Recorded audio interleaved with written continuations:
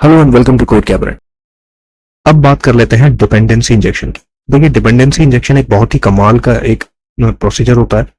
Dependency injection होता क्या है? देखिए, डिपेंडेंसी इंजेक्शन में सबसे पहले हम बात कर लेते हैं डिपेंडेंसी इंजेक्शन से पहले वाले सिनेरियो की। तो देखिए, पहले वाले सिनेरियो में क्या होता था कि जब भी आपको किसी क्लास की जरूरत है, जैसे मान लीजिए मुझे यहाँ इंडेक्स में इस पे मेथड की जरूरत है, तो मैं क्या करूंगा, मैं यहां पर लिखूंगा पेमेंट इक्वल्स न्यू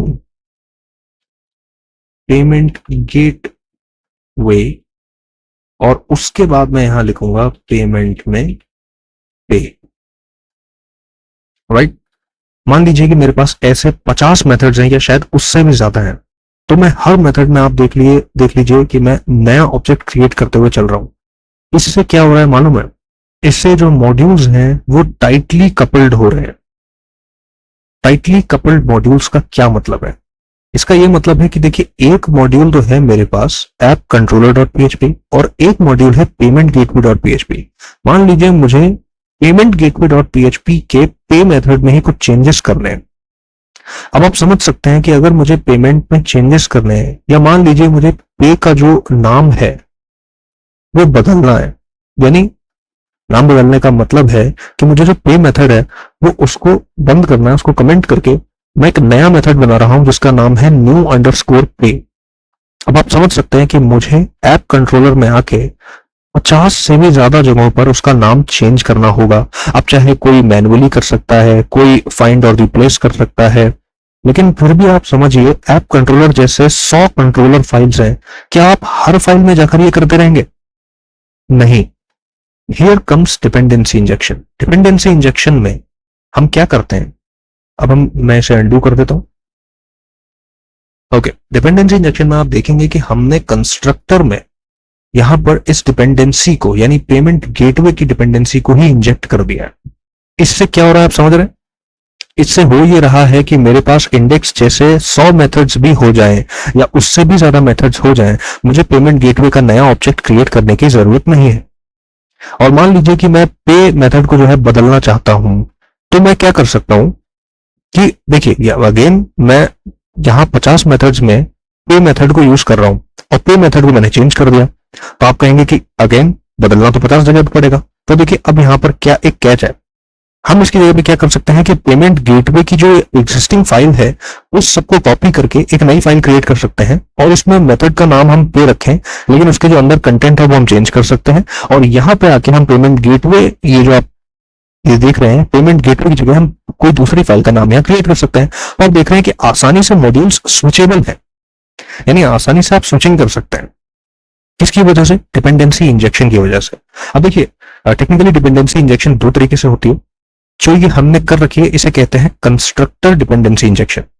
एक डिपेंडेंसी इंजेक्शन होता है कि मैं इसे उठा के यहां ले आऊं और यहां पे मैं दिस डॉट पेमेंट में इसे जो है असाइन कर दूं, जो मैंने कंस्ट्रक्टर में कर रखा है, और उसके बाद मैं इस मेथड को यूज कर लूं। तो इसे कहते हैं मेथड डिपेंडेंसी इंजेक्शन। अब आप जैसे चाहें, अपने प्रोग्राम के अकॉर्डिंग, अपनी नीड के अकॉर्डिंग, अपनी रिक्वायरमेंट के अकॉर्डिंग वैसा डिपेंडेंसी इंजेक्शन यूज कर सकते हैं। लेकिन एक बार आप service container, service bindings, service provider और डिपेंडेंसी इंजेक्शन का ये गेम समझ गए ना, आपके लिए एप्लीकेशन बनाना बहुत ही, एप्लीकेशन का जो डेवलपमेंट प्रोसेस है वो बहुत ही स्विफ्ट हो जाएगा और बहुत ही स्मूथ हो जाएगा। उसके अलावा इस एप्लीकेशन, ये जो एप्लीकेशंस हैं, इन फीचर्स को यूज करके स्केलेबल बनती है। यानी लॉन्ग टर्म में जब भी आपको कोई चेंजेस करने हो तो आपको हजारों जगह पर चेंज नहीं करने हैं, सिर्फ एक या दो जगह पर चेंज करने हैं। ज्यादा से ज्यादा 5 या 10 जगहों पर चेंज करने हैं, जो कि 1000 जगहों पर चेंज करने से ज्यादा अच्छा है और आपका प्रोग्राम स्केलेबल बनता है।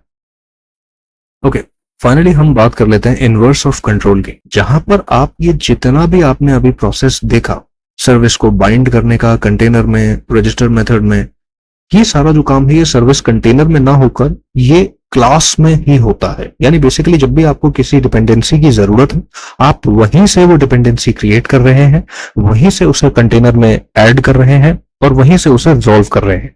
ये होता था ट्रेडिशनल प्रोग्रामिंग में। अब इसी चीज को उल्टा कर दिया गया है, इसीलिए इसे कहते हैं इनवर्स ऑफ कंट्रोल। यानी जिस भी डिपेंडेंसी की आपको जरूरत है आप उसे पहले ही जाकर सर्विस कंटेनर में रजिस्टर कर रहे हैं, और जैसे ही आपको नीड हो रही है, जैसे आपको रिक्वायरमेंट होती है, आप उसे तुरंत रिजॉल्व करवाते हैं कंटेनर से, और डिपेंडेंसी इंजेक्शन के थ्रू वो आपके लिए रेडिली अवेलेबल हो जाती है। जहां पर कॉन्क्रीट क्लासेस की बात है वहां तो आपको रजिस्टर करने की भी जरूरत नहीं है, वहां पे आप डायरेक्टली कंटेनर जो है वो रिजॉल्व कर देता है क्लासेस को, और उनके ऑब्जेक्ट्स को आपको तुरंत रेडिली अवेलेबल कर देता है, आप उन्हें यूज कर सकते हैं। इससे होता क्या है, अगेन इससे जो मॉड्यूल्स हैं वो लूजली कपल्ड होते हैं, इससे प्रोग्राम का फ्लेक्सिबिलिटी बढ़ता है, जैसा चाहे आप चेंज कर सकते हैं इसको। इसके अलावा इसका मेंटेनेबिलिटी बढ़ता है, यानी मेंटेन करना थोड़ा इजी रहता है। This is known as inverse of control. So this was all about Laravel service container. अगर आपको ये कंटेंट पसंद आया हो आप इसे लाइक कीजिए और जितना हो सके शेयर कीजिए, क्योंकि ये हर प्रोग्रामर को समझना जरूरी है। एक बार ये समझ गए तो फिर एप्लीकेशन डेवलपमेंट बहुत easy. Thank you for watching.